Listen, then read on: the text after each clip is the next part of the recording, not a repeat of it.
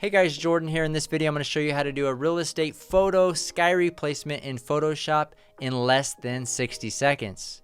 Alright, so let's jump over here into my computer. I have this one photo I took yesterday. Actually, the sky looks good to me, but if you wanted something with a little bit more personality and some texture, right click, edit in Photoshop.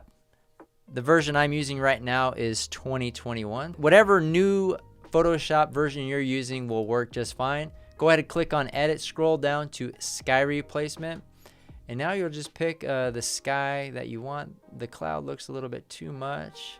I think I might like this one.